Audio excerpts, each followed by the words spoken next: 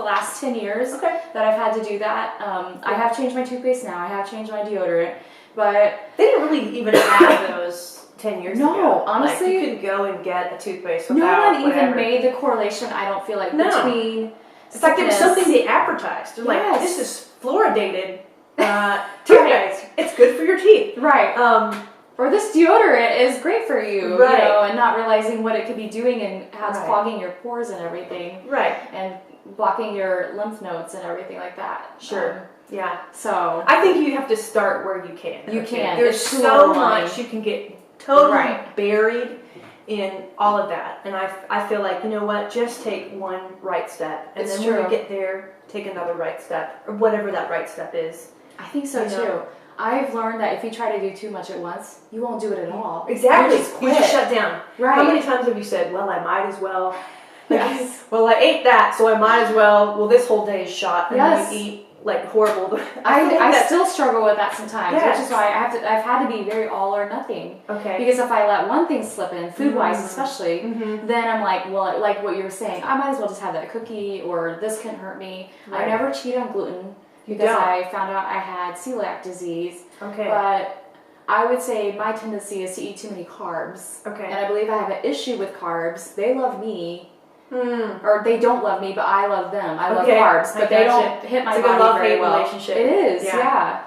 And so were you always off gluten, or no? Like you grew up eating normal bread. I mean, we all did. Nobody gluten free was not a thing. No, at least when I was a kid, it's like we all just ate. I think it's been impacting me my whole life though, because even when I was a child, my joints would hurt so bad that I couldn't even sit cross-legged. Really? And at 10 years old. At 10? Yes. I remember 10-year-old behavior. No, you know, I remember wondering what was wrong with me. If you have a 10-year-old whose joints are aching like an 80-year-old arthritic, right? That's not normal. And don't let any doctor tell you that's normal. That's not. Okay? It's not, right. Especially at that age. Yeah. But back then in the 80s, I guess it would have been early back 90s. In the 80s. Way back in the 80s.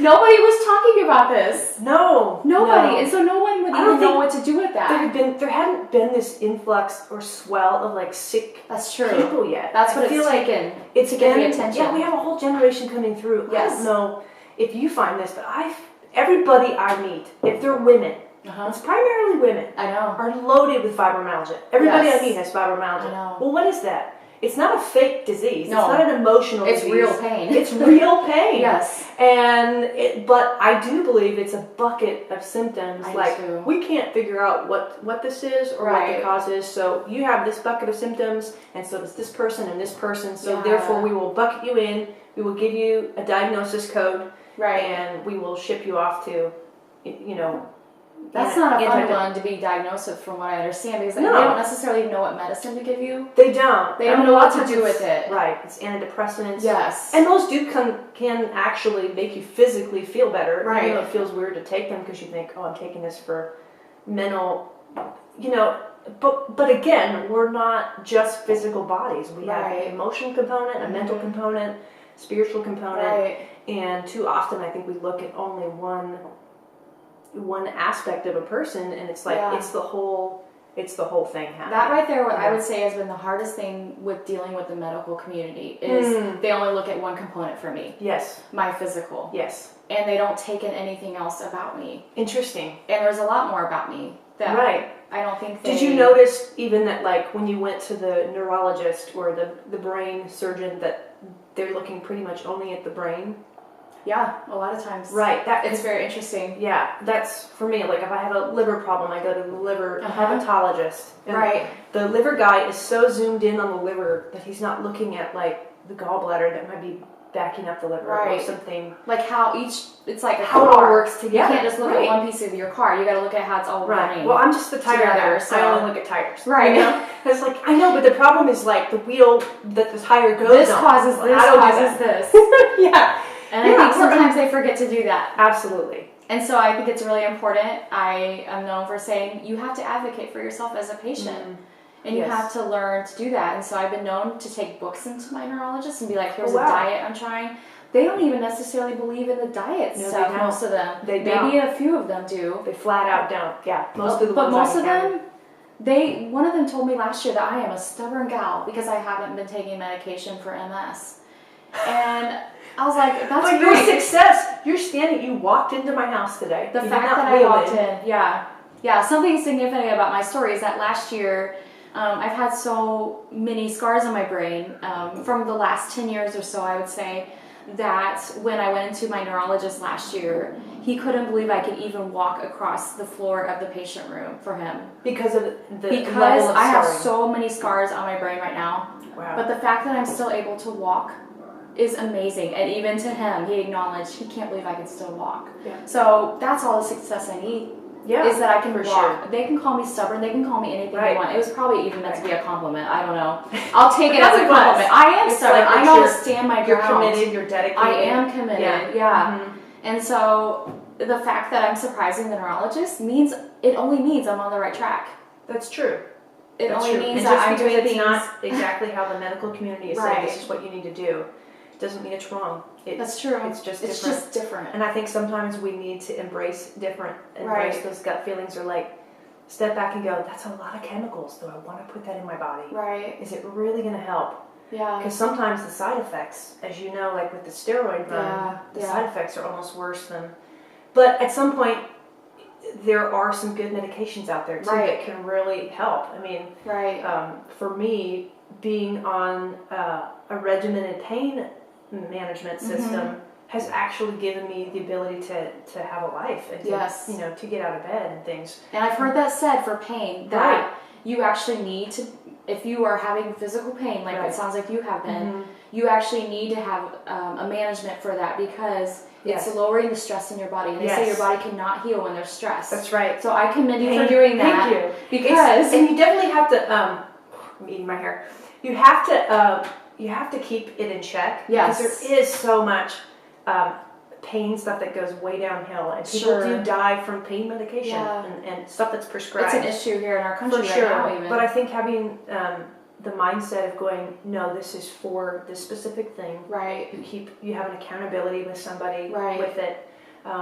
But you're right. It gives your body a break, so it can does. Heal. Especially so much, especially if it's chronic pain. You have got to give yourself those few hours where your body can stop being stressed. That's right. And it also, for me, it helps me get out and walk and do other things that normally would keep me in bed or whatever. But I would say overall, autoimmune disease or any disease at all is such a balancing act. It is. Where you're constantly holding your hands out, you're weighing your options, you're trying to figure out, what's the best for you to ultimately get to healing mode. Yes. That's the point of it. That's true.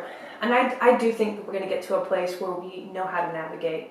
I believe so. Not you and me, maybe you and me, hopefully. Right. But the community, the medical, whatever, the human beings are going to get to a point where autoimmune disease isn't ravaging all of our bodies. I think so too. So tell me this, just because I want to make sure there's takeaways for our folks here. Totally. What has been the best diet for you personally, your blueprint for keeping MS at bay? So the one I'm going to tell you all about is not an easy one, so it's hard to even recommend it. But you know what? It goes back to, if I can walk, I don't really care what I'm eating. How much do you want it? How much do you want how bad do you want it? Yeah. So last May, when the doctors had told me they couldn't believe I could still walk, and one neurologist even told me I was going to be severely disabled in the future, and that I cried for 3 days. It really destroyed me. But then, you know what? After that, something rose up in me, and I'm like, now wait a minute. So what I did is I went, and I've been hearing about this healing diet, this eating plan. I hate to call it diet because I know what we all think of when we think of diet. Right, it's not diet. Right, it's not about losing weight. It's actually the food that you're consuming, the supplements you're taking, things like that. Because when you're eating, you're either feeding or fighting disease. And so I know we talk about that. That's a truth bomb right there. It is, yeah. So when you're good. putting something in your mouth, you're like, is this feeding my disease or is this fighting it? And so this is a very nutrient-dense diet called AIP, and it stands for AutoImmune Protocol. Okay. And, AIP. And it's very similar to Wahls diet, which I'm sure some of you may have heard of that. This is like the diet for people that have MS specifically, but also other autoimmune diseases. It's very similar. Was it based off of the Wahls protocol? Neither of them were based off of each other, surprisingly, because I know the Wahls diet is known for possibly 9 to 12 cups of vegetables a day. That's a lot of vegetables. And I heard they really like kale. You know what, though? Kale, no. I hate kale. Oh, you haven't had my kale. I need to make you some. I had a kale. I've been eating it raw and recently. I was like, all right, I'm gonna drink it. Oh my gosh, I gotta teach you my way of eating kale. You have a good way to eat kale? Yes. All right, we'll have to and share it's that raw, and it's delicious, and it's a salad I make. Oh, it's amazing. I'm not sure it's delicious. I don't know. Maybe I'm crazy, and I've been eating kale for too long, so I don't know the difference. Yeah, I don't know. So I would say for the Wahls diet, maybe it's a little more vegetables, but they're very comparable. Okay. So for the AIP diet, basically you get off of gluten, dairy, grains, nuts and seeds, and eggs. Wow. Which is very hard because all that's left is meats and fruits and vegetables. Okay. Can you have legumes? No, definitely no legumes. No beans. Okay, those whatsoever. are okay. Yeah, definitely. I forgot to mention that. Yeah, sorry. that's actually very similar to the Gundry diet, which I've been doing lately, because you've basically eliminated all your lectins. Yeah, totally. So, and that's a whole other topic, but can be very. We'll do an interview soon about diets. Yeah, and things pertaining to that, because we both have a lot of knowledge and research we've done on that. So we've tried it all. We've tried it all. Almost, I think. I credit that for a huge reason.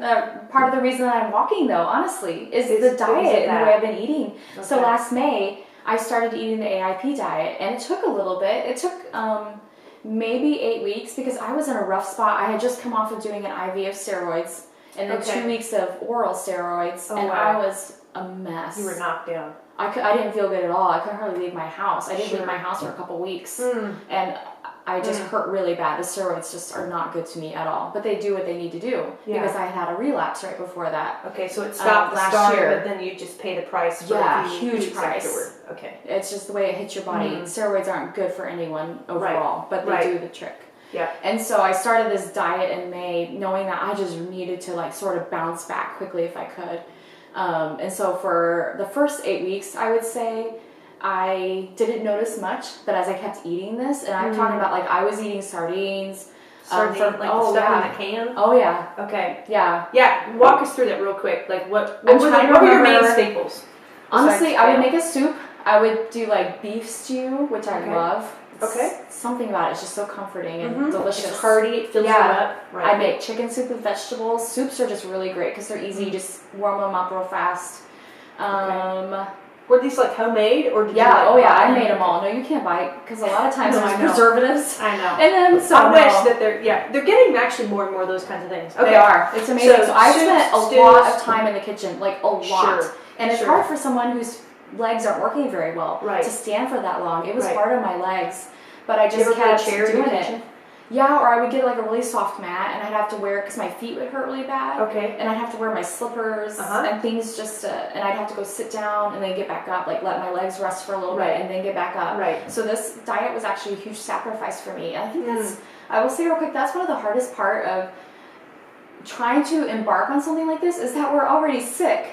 And here we are trying to care for ourselves. And it takes all this extra effort. Yes. The things that make me a little crazy. You're like, I just need to hire a chef or something because... I think we're almost getting to a point, and then there's the economic side of it, but we're almost getting to a point where you can click a button and order an AIP diet of meals for a week. They are starting to offer that. They really are. Like, there's so many companies because when you're out there. too sick, you can't go cook for yourself in the kitchen. Yeah. You can't even think straight because your brain fog will be so heavy for crying out loud. Right. So little issues like that. Right. Which are big issues, because that's the very thing that'll help you feel better, and it's the very thing that you're not feeling well enough to do. If you're experiencing that kind of cycle, you're not alone. No, you're not. I'm sorry, really, that you're in that cycle, or you're not feeling well enough to cook for yourself or to take care of your diet needs in that way. But just want to assure you that we feel that pain with you. Yes. We understand that. I've done that. And I think that's a good time to actually reach out to friends that you have, or say to those family members that maybe are not fully engaged or fully aware, just say, I need your help with this. Can you make this? And you put a recipe in front of them and you help them, but you sit down with wherever you need to be. For me, it's with the heating pad. My heating pad's like my whoopee. I take it everywhere with me. Yeah. Because that's what helps. Right. You know, and so I'll sit with my heating pad, and my husband knows when I start to get that glazed over. Yeah. You need to go sit down and look. You know. But a lot of times it's just taking that minute to ask. Yeah, that's true. And just asking for help.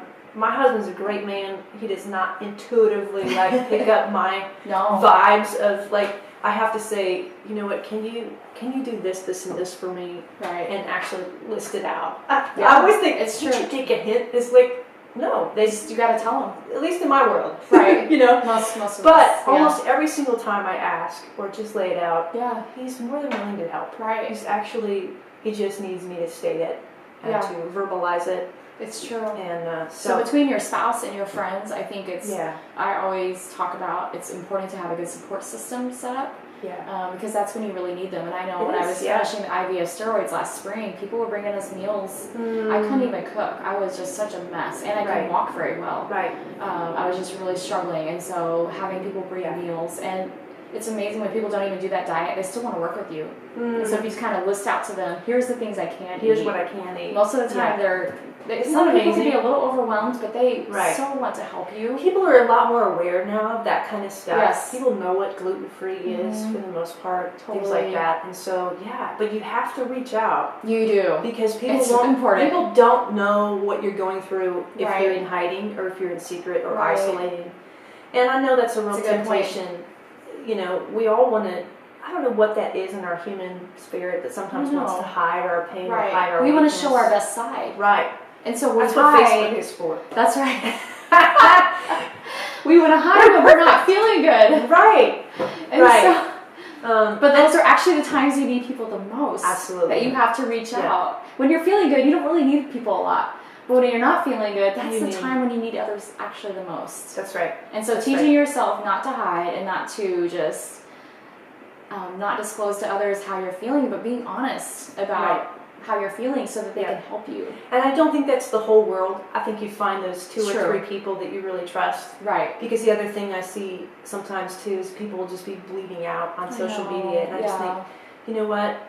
I love you, but that's probably a conversation or a moment you need to have with 2 or 3 people that really love you, that can embrace you, pray for you, whatever it is that, because we all can't carry, I can't carry the responsibility or the load of 500 friends. That's it. Yeah, totally. You know, as much as we're acquaintances or we've met or we've had a conversation together, at least for me, most friends on my Facebook page or things I've had conversations with, but I can't love you in that deep way to 500 people. It's just too much to carry. It's true. And so I think we have to reach out and really, you know, grab those 2 or 3 friends and really dig into those friendships and relationships. I think so too. When we meet on them. A couple years ago, when I was going through a pretty bad relapse, I actually wrote a blog post about building your community before you need them. And I wrote about that, good. like, because you know what? Is that post still up? It is. Okay, we'll put a link to that. Okay, I would love that, because I think it's important that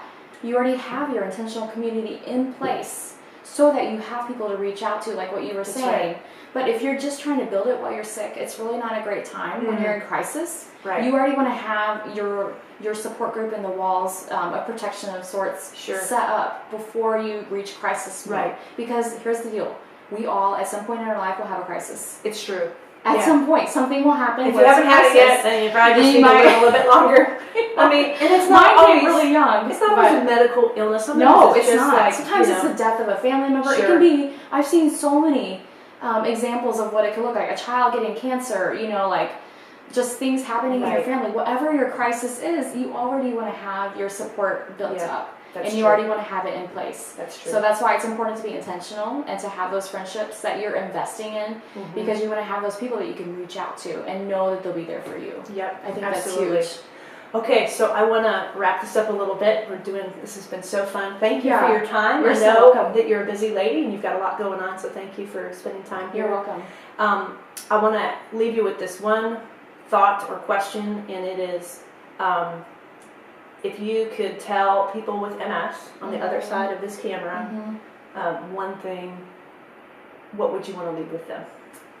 That's a great question. I would probably say that there's hope, and that there's more hope than you even know. And there's so much research that's being done, and there's whole communities out there that we are finding outside of the medical community, even sometimes within the medical community as well, but also outside of it, that there are a lot of things that you can actually do to help yourself. And Dr. Wahls, I don't know if you're familiar with her. Maybe we can have it in the show notes. Sure, we can put a link to her. Yeah, I would love that, because this is a neurologist that she's the one that's given me the most hope. A neurologist that got diagnosed with MS, was in a wheelchair, and after changing her diet and working on her lifestyle and her diet, she began to get out of her wheelchair, and now she's walking, and I believe she's running marathons. She's in like complete remission. She's not complete. I love that she's been honest. She's close. She's close. Okay. Like, she'll say by the end of the day, sometimes her legs will be a little tired, which made me feel better, because so are mine at the end of the day sometimes. I think mine is so are yours. Maybe all of us. Just be tired at the end of the day. What do you know? We're all getting older. Yeah, Sorry, we're like, I know. Middle age here. That's right. But Dr. Wahls has given me the most hope out of anyone, and I decided if she can do it, so can I. Yeah. So I would love to tell you all that there is hope. No matter what you've been told, no matter where you are right now with how you feel, that there is hope. And so I hope as you follow mine and Rachel's journey that we're able to help you and point you in the right directions and help you to access that hope. And just stay tuned, and we have a lot of great stuff that we want to teach you all about. Yeah, it's exciting. About that. We're just going to take it step by step. That's right. And but thank you again for being here today. Yeah. You're such a joy. There's just joy in your face, on your eyes. I'm excited that I can walk. What can I say? Yeah, I know. It's so great. Yeah. Thanks for tuning in. We will talk with you next time.